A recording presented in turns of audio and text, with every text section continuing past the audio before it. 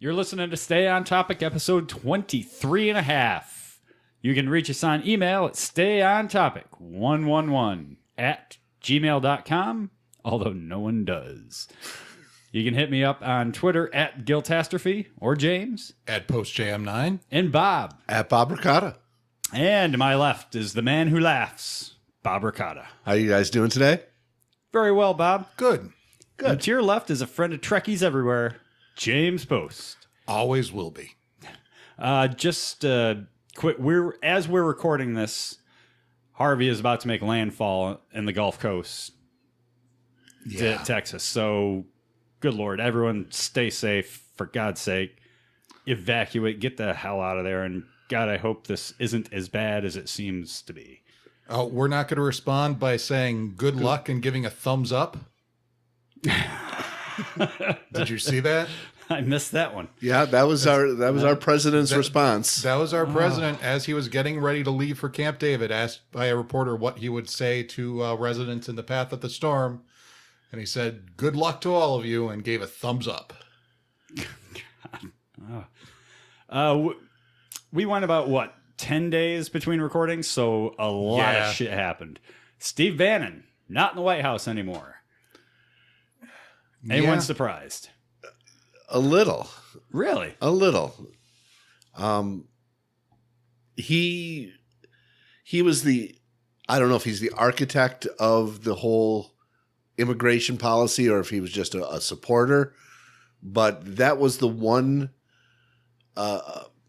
policy that was still supported by a majority of Americans. So I'm kind of surprised that Steve Bannon's nationalist message wasn't welcome in the White House anymore. Well, and that's, to me, I'm just a little surprised because it seems like he was the last guy in the West Wing who was never going to tell the president, no, that's a bad idea, don't do it. And it seems like the president's going to be lonely without that voice. Also not in the White House anymore. Ithaca native Andy Hemming, who was the director of the Rapid Response Team for the Communications Group.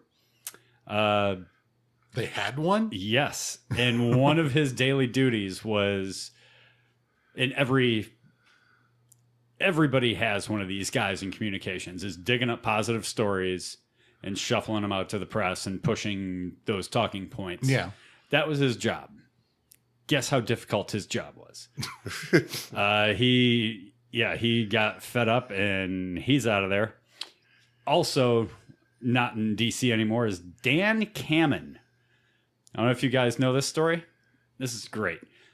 He was a science envoy for the State Department, and he resigned due to Trump's just woeful handling of the protests in Charlottesville. In his resignation letter, the first letter of each paragraph spelled out impeach. Nice. Wow. Yeah. Did he steal that from the Arts Council in Calpen or? Nope. Also, no longer in D.C. The entire Arts Council just gone. Yep. Yeah, with a letter where the first letter of each paragraph spelled out resist. Yeah. I think they lifted off of him. Yeah, I believe his came first. Either way. Clever lads. Yeah, very clever. Also, no longer in the White House. The Secret Service's Secret Service's operating budget. Gone. Yeah. They blew through it in 7 months. Well, yeah, they have till the end of September, I've heard, before they run out of can't money. pay people anymore. Yeah. Also gone in D.C. The terms global warming and climate change can no longer be on any grant request forms for the Department of Energy. That was just made official this week. I mean, man, people and things are just disappearing from DC. Also apparently gone from DC is the relationship between President Trump and the majority leader, Mitch McConnell. Yeah.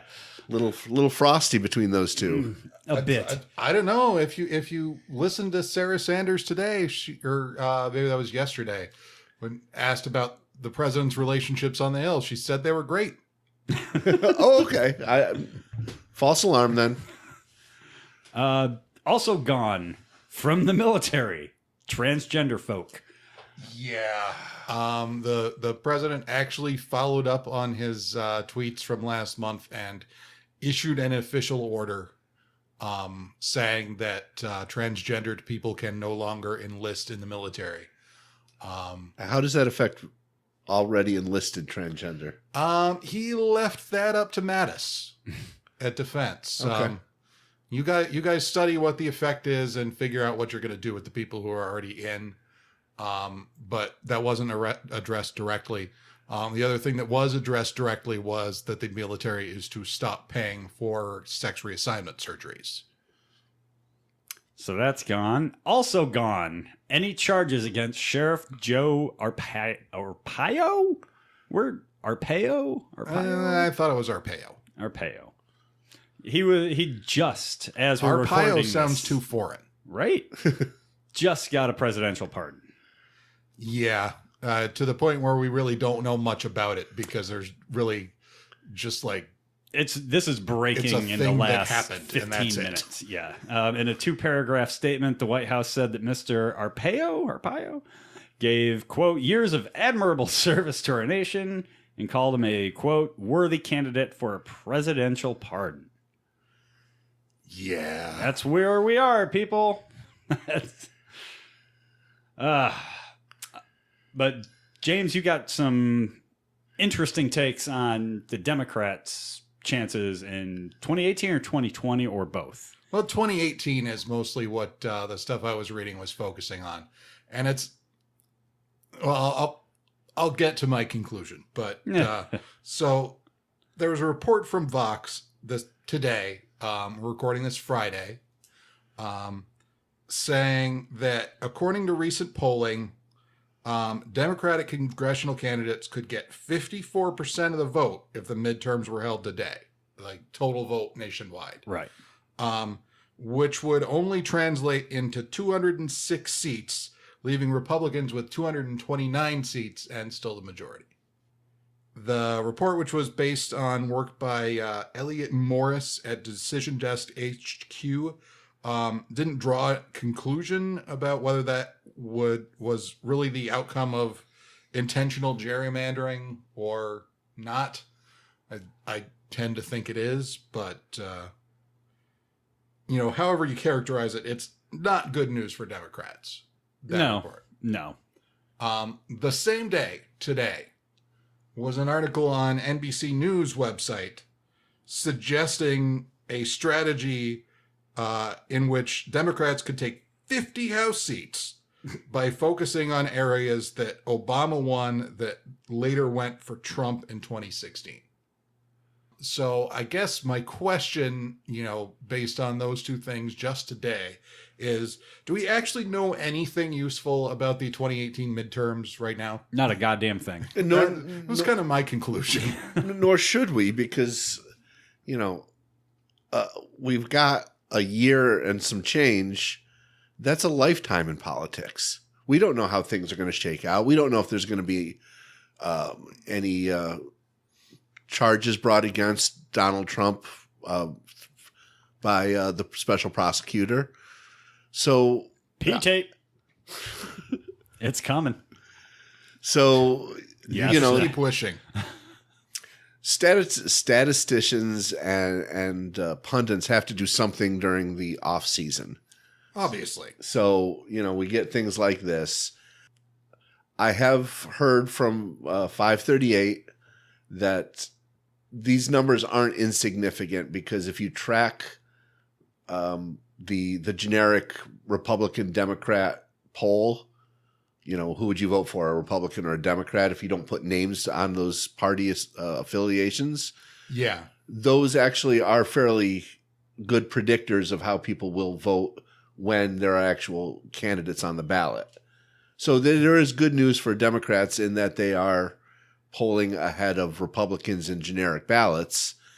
but all politics is local, and we've got a long way to go till 2018. And the Democrats haven't won a goddamn special election since Trump took office. Yeah. Whether they throw money at it or not. Yeah. Yeah. So, and they don't have a lot of money to throw at it, which has sort of been another storyline over the last week or so here is the DNC, DCCC, not really having a lot of money. Not a lot of money coming in, not a lot of money, on hand.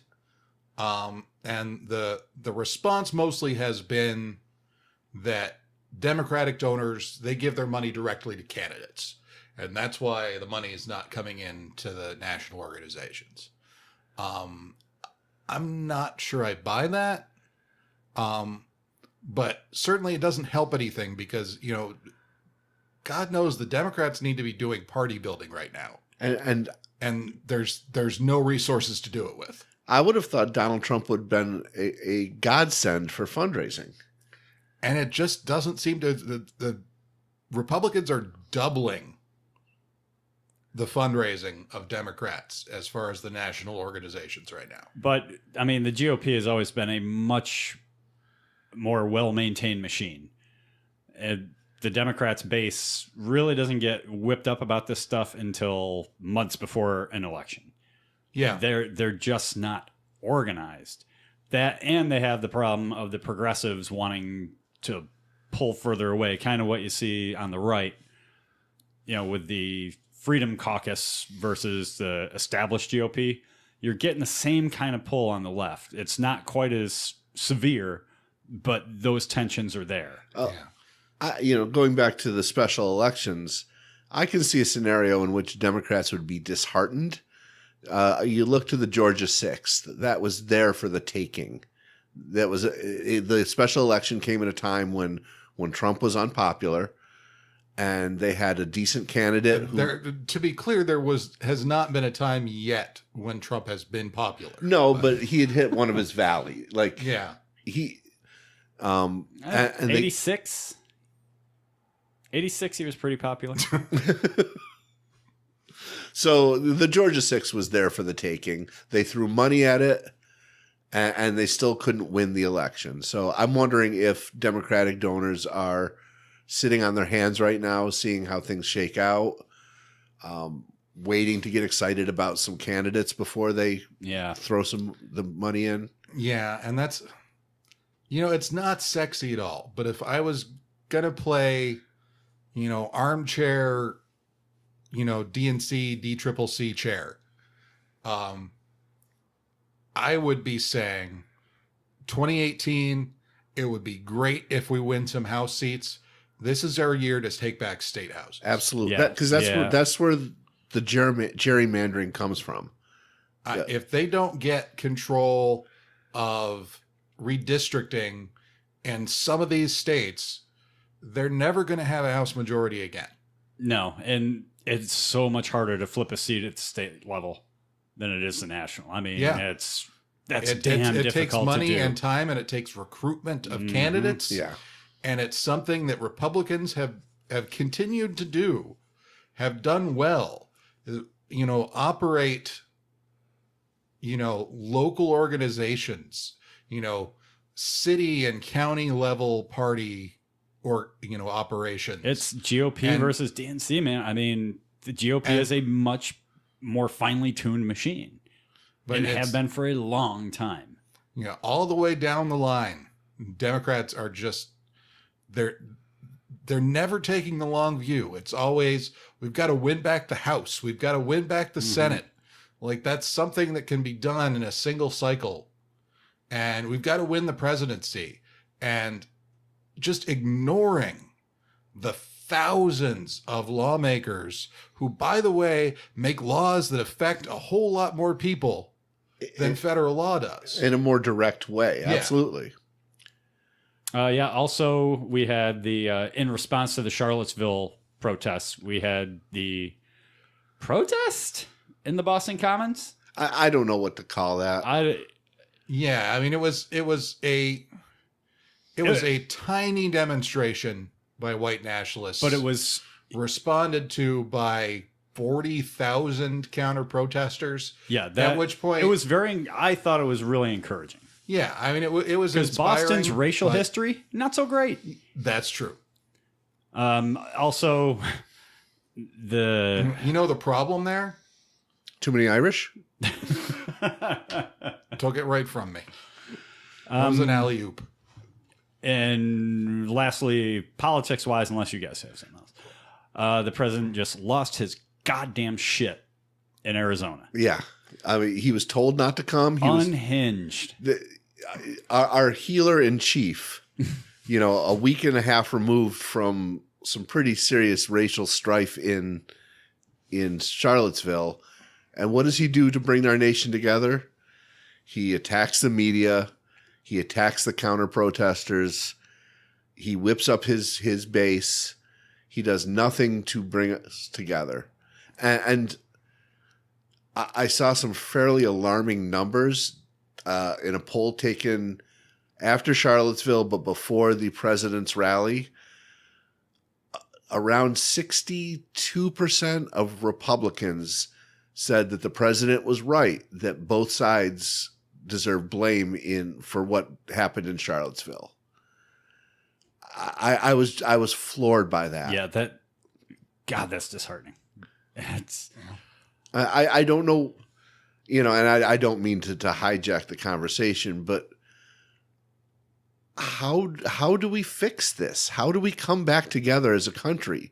Do we need some kind of Watchmen type alien invasion to make us forget about liberal and conservative, left and right, and just remember we're Americans? and if that's the case, who's Ozymandias?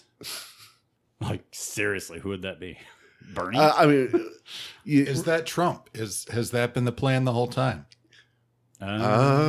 He's 2 steps ahead of us. But seriously, I mean, Crazy like a fox. remember post 9/11 when we were Americans for a week or two before yeah.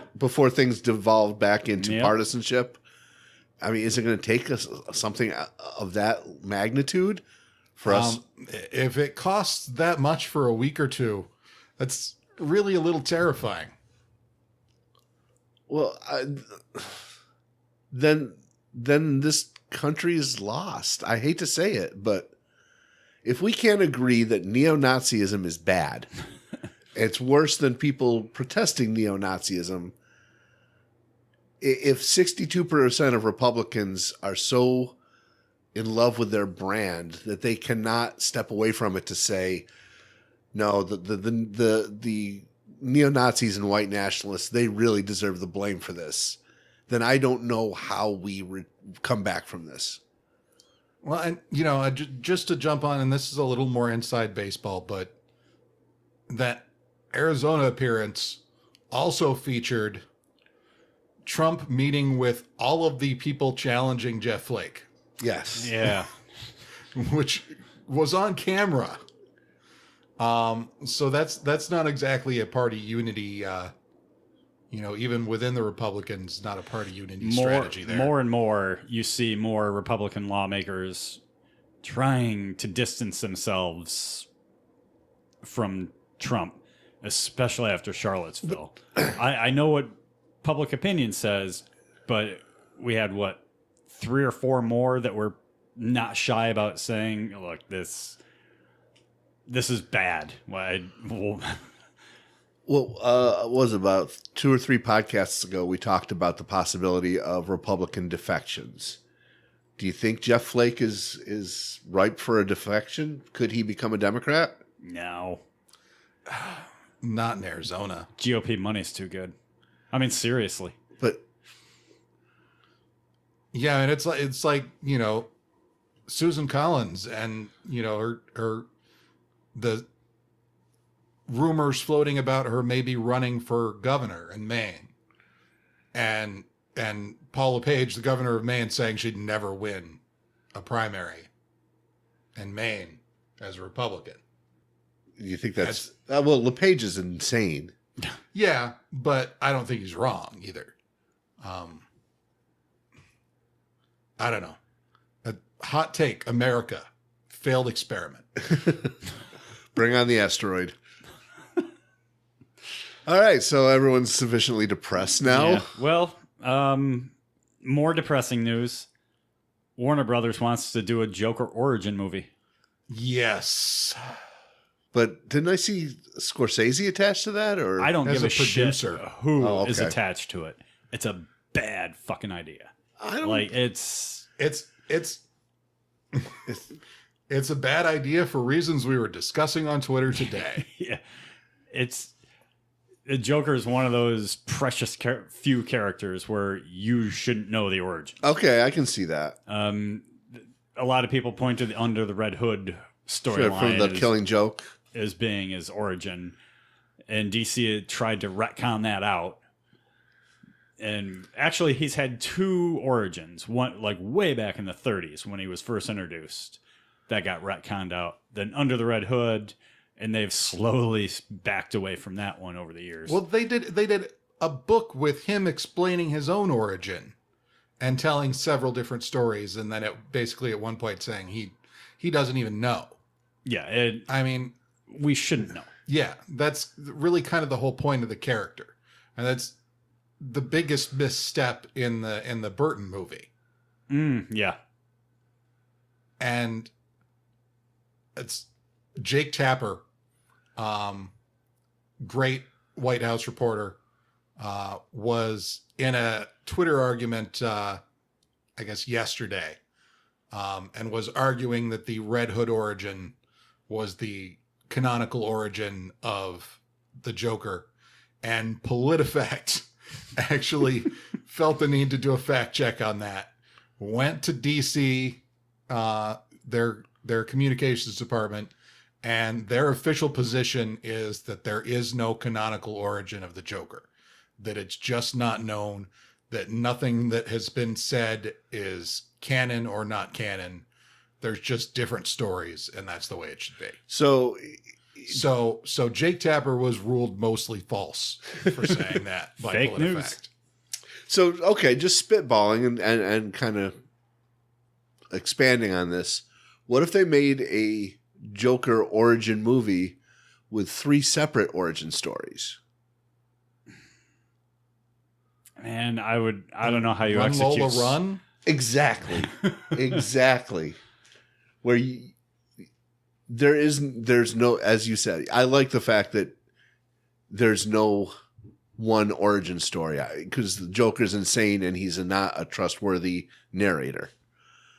But, give us 2 or 3 of the, possibilities. Some sort of Joker centric version of what was the really great episode of Batman the Animated Series where you've got the thugs sitting around the table telling stories. Oh, yeah, I don't know the episode name, but Yeah. I know the episode of which you speak. It's with the whole unreliable narrator thing. Yeah. Now, I'm enough of a purist that, like, it took me until maybe 4 or 5 years ago to accept Harley Quinn as being part of the Batverse. Like, I fucking hated that character when she was introduced in the animated series. Well, In the way that she kind of wormed her way into DC. I hated that character. I've only come to grudgingly accept her. well, Yeah, I mean, and it's in a way she weakens the character of the Joker. to have Exactly. somebody to have a permanent sidekick. And not just a sidekick, like a lover. Yeah. And I mean, yeah, no. So where the Joker's concerned, I'm not too precious about canon, but man, leave that one alone. well, the nice thing about DC is, as far as I can tell, there is no such thing as canon in their movie universe. Yeah. Hold on to that, Okay. because that might be a topic for future weeks. All right. It's any talk about whether we're going to be stuck with Jared Leto? That's been bandied about. Okay, well, who's going to play the Joker? And if it's Leto, nobody is happy about that. No. Even Leto is probably like, fuck, I don't want to do that again. Yeah, that was a complete failure at Suicide Squad, much like Suicide Squad. Pretty much. Yeah, I don't know. I mean, that's among the ideas that have come out of the DC Warner Brothers movie machine. That's got to be That's got to be pretty well down there. Well, and to show how much faith like really good filmmakers have or don't have in the Warner Brothers DC thing right now, Affleck's out. Yeah. Affleck is done being Batman. He's like, fuck these guys. They don't know what they're doing. So he's out, and there are even rumors The only really good, solid thing they've done. What? The Affleck Batman. Well, I mean, I would argue Wonder Woman's probably their most coherent. Still thing. haven't seen it, but Trust me, Wonder Woman is the most coherent thing that the DCEU has done. yeah, but you still didn't like the ending. I did not like the way they ended it Yeah. at all. They ruined a perfectly good movie. But anyway, Batfleck was a close second. I liked him in that role, but my God, the shit he was given.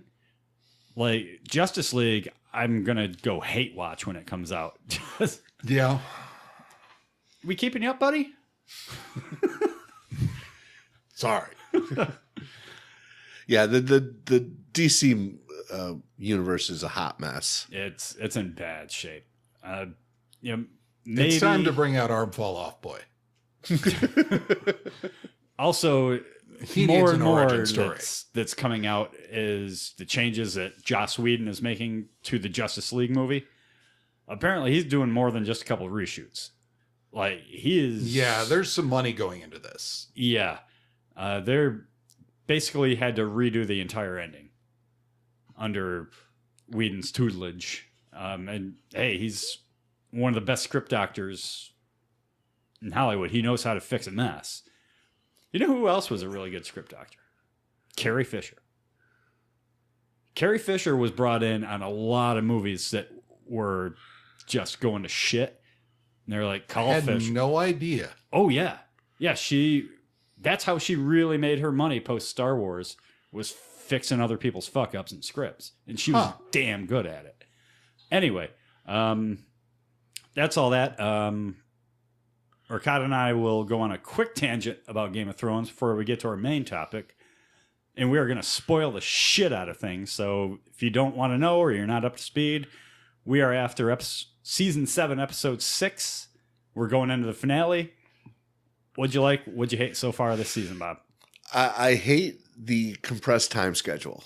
Totally. It felt rushed. It felt rushed. It felt like, all right, we've got to get these people together in the same room. And there are times when the timeline doesn't make sense. It's really difficult to follow. Yeah, like things take a day for one person, but a week's worth of stuff happens in another location. That's kind of wonky. It's become something else. I'm enjoying what it is, but it's not really a deep character study anymore. It's just more of an action flick. Yeah, I guess they decided that, hey, we've spent 6 seasons developing these characters. You should know about them.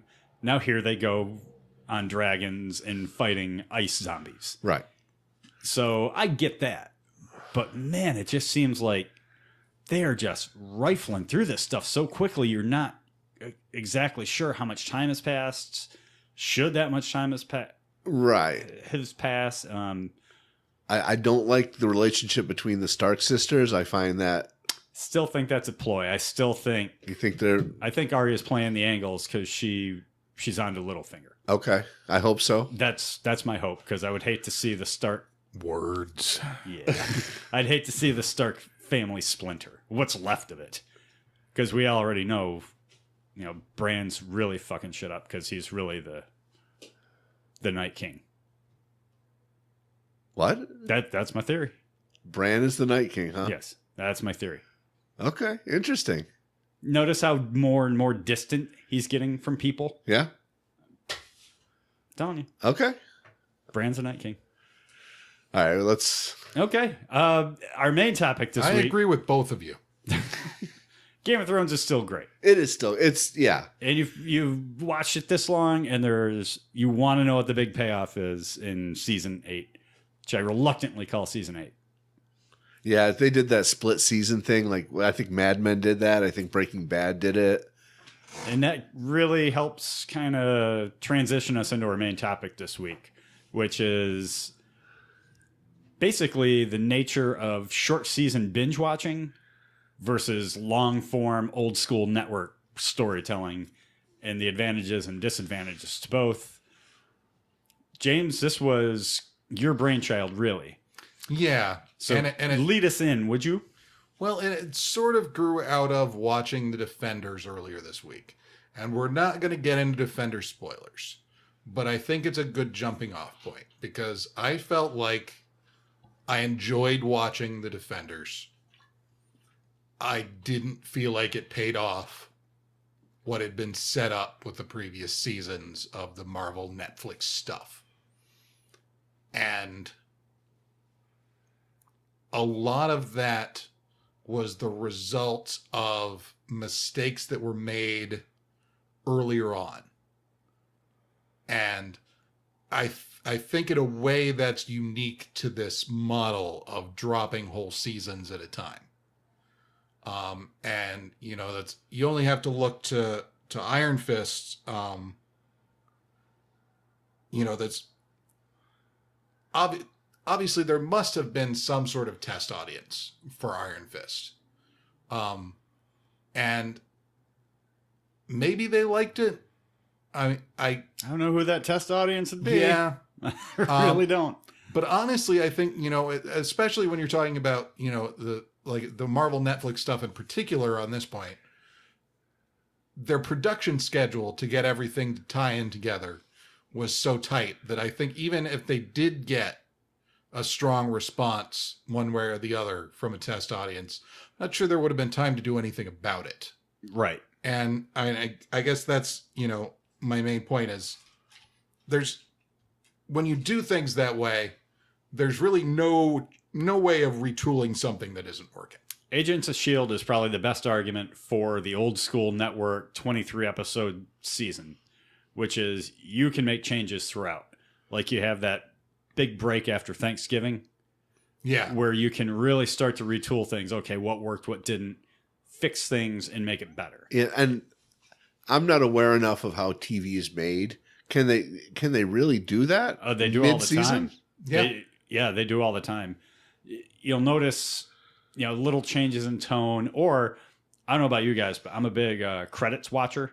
I want to know who wrote this episode and who directed it. And especially in Agents of S.H.I.E.L.D., there was almost wholesale change. What was it, season 3 or 4?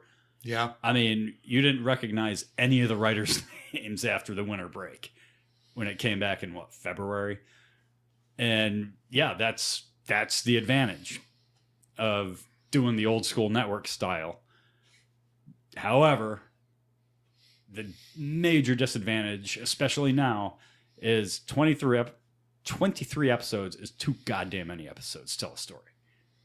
I don't think it is if you have a good Well, I don't think, let's think, well, no, Breaking Bad was only, 13 episodes? It was somewhere in between. Same Yeah. with Mad Men. They were somewhere between 23 and the now 1310 models. Right.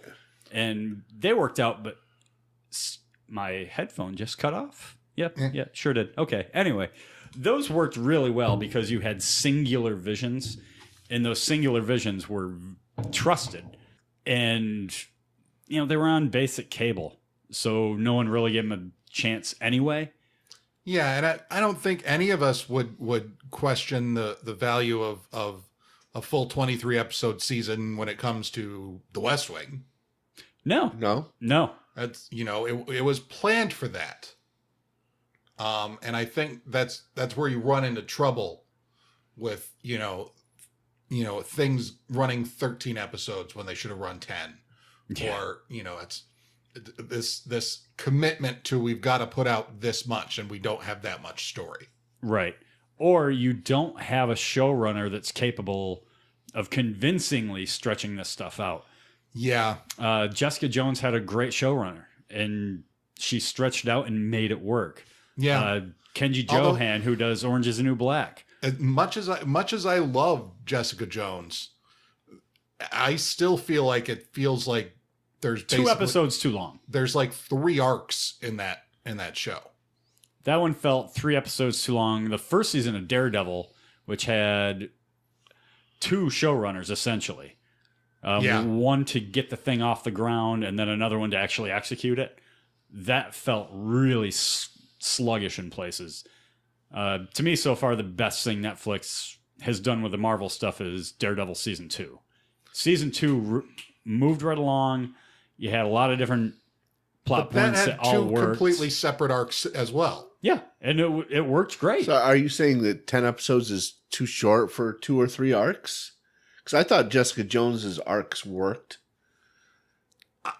The story about the super soldier, Yeah, Nuke. that didn't work. No, that was a miss. And that, to me, I feel like if you're going to do 10 or 13 episodes, I feel like even if there are individual arcs within it, they should be feeding into the main plot line all the time. Well, Exhibit A, Orange is the New Black. To me, that is one of the most perfect series in television. Can you call Netflix TV? I don't even know if you can. Sure. You watch it Why on not? TV. Because you have so many characters and all their threads weave into the main thread, and it's perfect. Game of Thrones, my God. Talk about a show that balances a ton of different arcs and is all leading to one thing.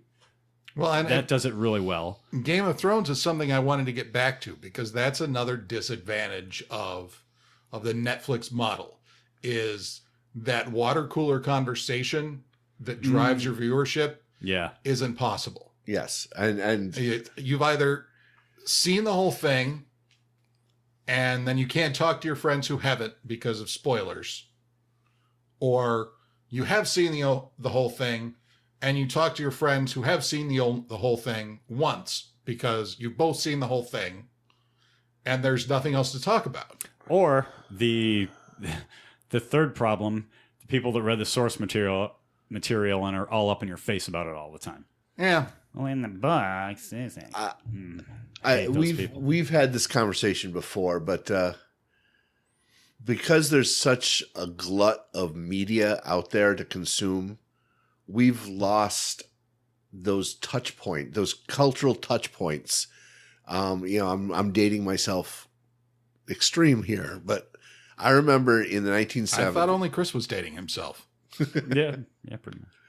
I remember in the 1970s when Fonzie jumped the shark. Of course, it was a ridiculous TV moment, but in elementary school, that's all we talked about the next day. Yeah. We had 3 channels, so Fonzie jumping the shark was viewed by probably half the nation. Or the MASH finale. Yeah. I'm pretty sure the only people not watching that were infants. Yeah, but so we've lost our common ground, like cultural common ground, and I think it's eroded even further by dropping a whole series at once, to accommodate binge watch culture. I like the Game of Thrones model. I like the exquisite waiting until the next week. And the best part is it's short. The HBO series model is 10 episodes and done. It's cheaper to produce.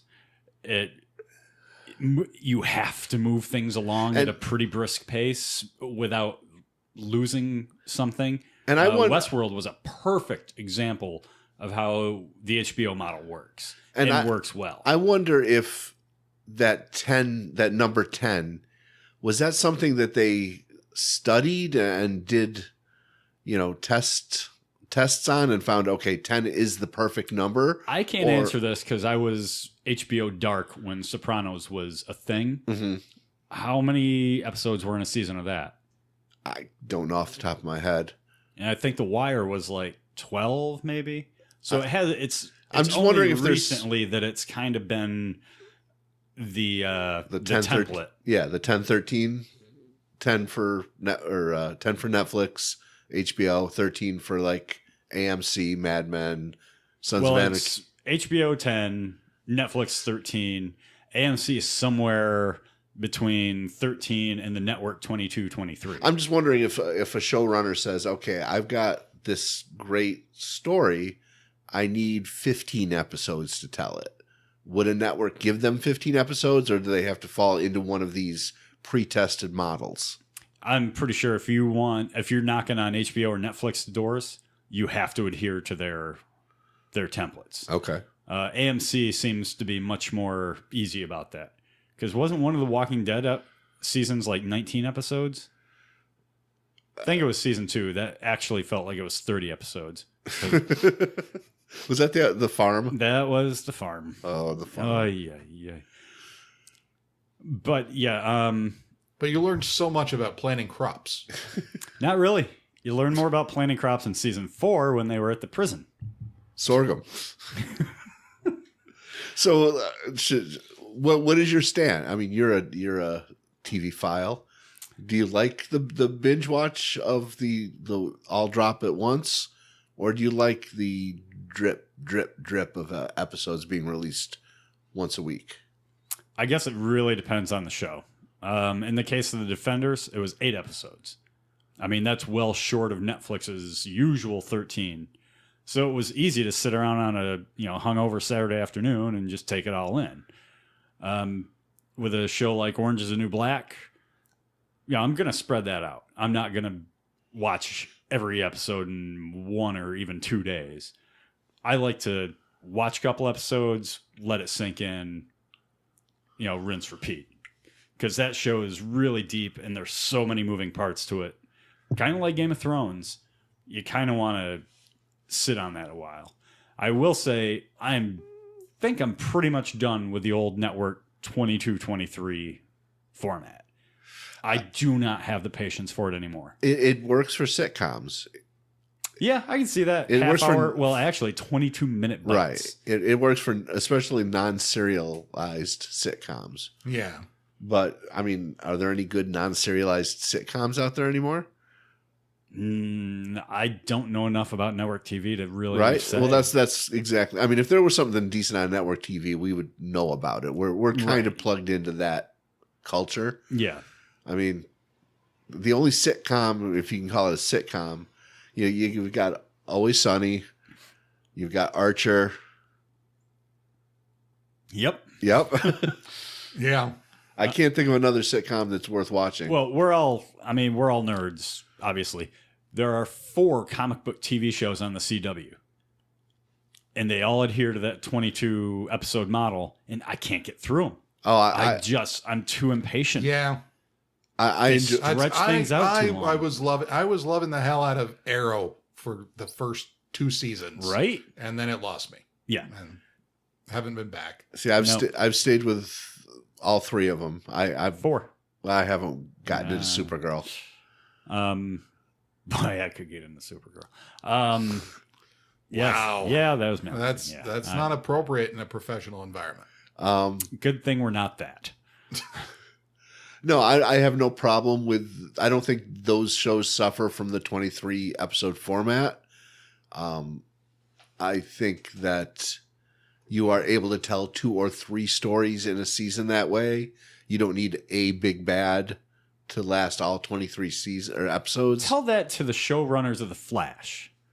They kind of lost their way a little bit this year. Yeah, every season they have a big bad that just kind of fucks with the Flash and all his suddenly got superpower friends, which is another reason I can't stand the CW shows. On Arrow, everybody's a goddamn archer. On Flash, everyone's a goddamn speedster. They're too painful to watch. I can't. All right, I'm still with them. That said, I can go back on Netflix and watch run through West Wing again, no problem. Even the non-Sorkin years, because it was such an enjoyable show and executed flawlessly. I'm trying to think if Buffy followed the one big bad per season formula. They pretty much largely, yeah. Yeah. But they made it work. Yeah. It was also a much different time. You didn't have serialized content like Buffy prior to Buffy, really. I mean, Well, you had Babylon 5 and Star Trek Deep Space Nine. no, Yeah. nothing. They were both serialized that came out before Buffy. But no, I did want to drag this a little bit back toward my original point though, as far as the Defenders, because if we're acknowledging the weaknesses of that model, then I guess the question is, in that particular case, how do you mitigate that? Because so much of what became my issues with the Defenders was based on its dependency on the Iron Fist mythology.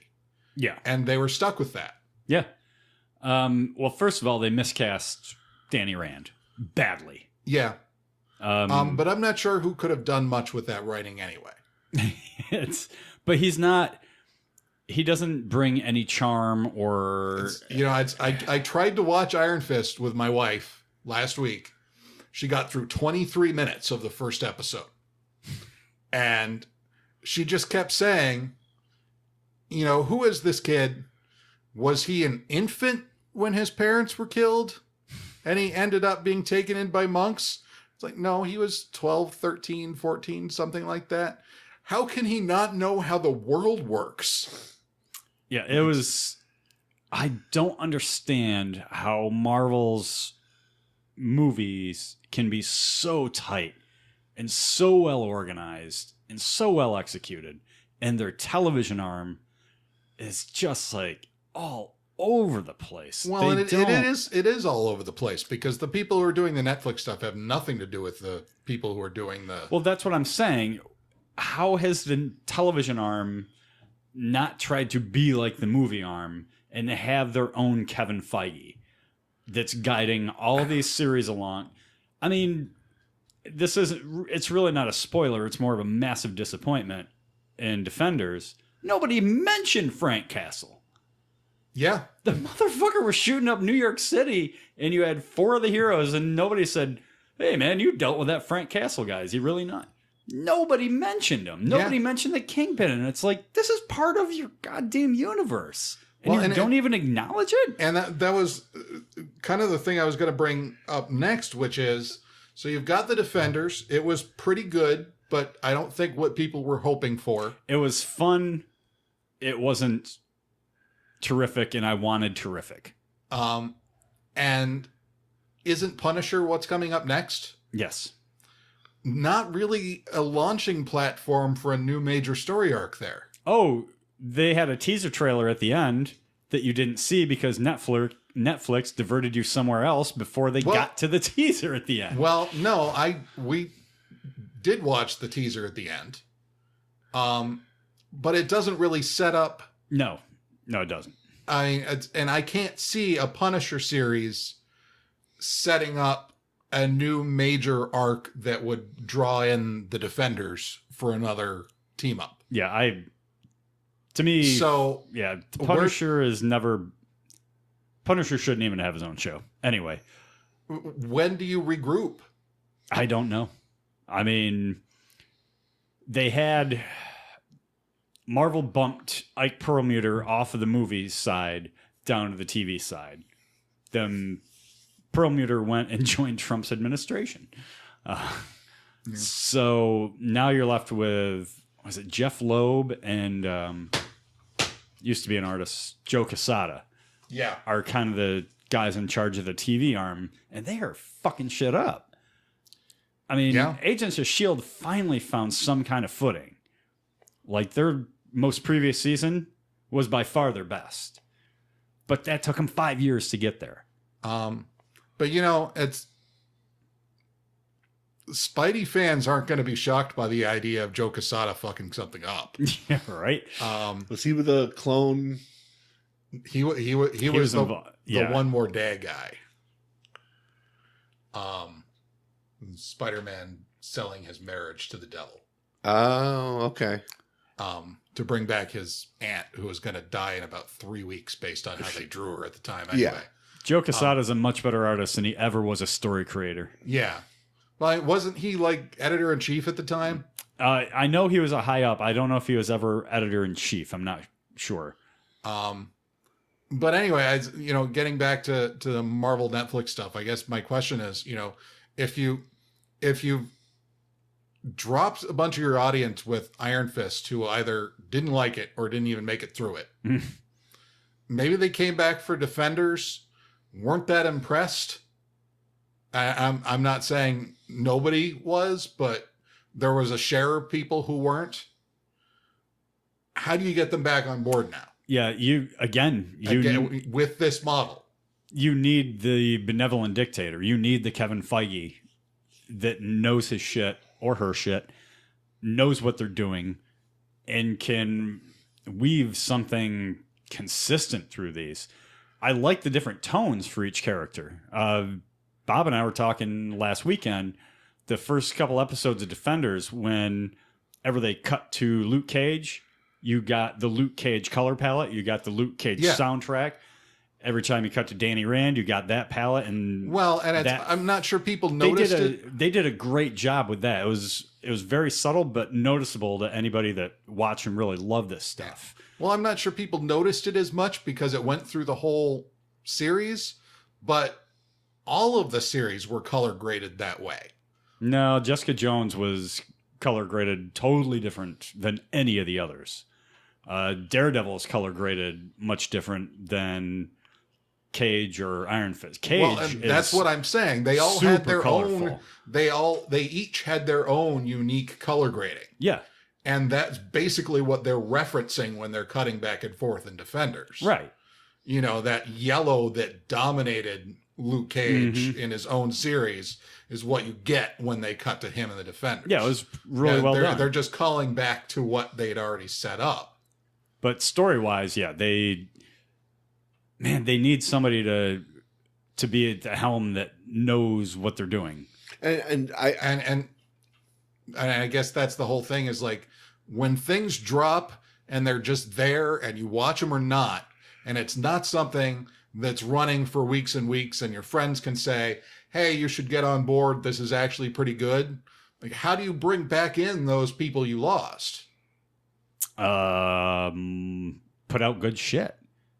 Make it good. But isn't that harder with the full series drop? Yeah, it's with the network when model. It can be there for a day. It's a series of shotgun blasts, and with this Netflix drop all at once model, it's a sniper shot. And if you miss your target, I mean, you're screwed. The next shot you load up better hit. Yeah. But you were saying, Bob? I was just saying that you're incredibly spoiled. Yes. Because our 20-year-ago selves would have just loved the Marvel Knights series. They are meant to be something fundamentally different from Guardians and Avengers. They're not supposed to be popcorn flicks. They're supposed to be character studies. Sometimes they fail, like Iron Fist. Sometimes they're limited success, like... At least you're acknowledging that Iron Fist failed. It was... Yeah, you've been a, no pun intended, defender of Iron Fist. You've been an Iron Fist apologist. Yes, I have. But I thought Jessica Jones was excellent. I thought it was a solid character study of a flawed character. I enjoyed the hell out of Jessica. It was hard to watch. I mean, the whole show was about rape, basically. Yeah. It was hard to watch, but I thought it was really well done. And Kristen Ritter. She's amazing, and she's still perfect for that role. And still, I think, being underused even through the Avengers. I feel like she could be so much more of a presence than they're allowing her to be. Well, the big complaint everyone has about the Marvel movies is a sense of sameness, but it is that sameness which binds them all together and does so seamlessly. So you don't lose a lot jumping from movie to movie. Except for the Guardians, which until Infinity War, they're kind of off on their own. Yeah. But you have to have that kind of sameness in the TV series to really weave that thread. And that's where they've failed. And that's where the drop all at once model is really, like I said, it's a sniper shot. You got to hit your target. Yeah. And, there's no course correction. So, yeah, I mean, there's good and there's bad. For me personally, I like the HBO model. You release once a week. You only get 10 of them, so they're special as hell.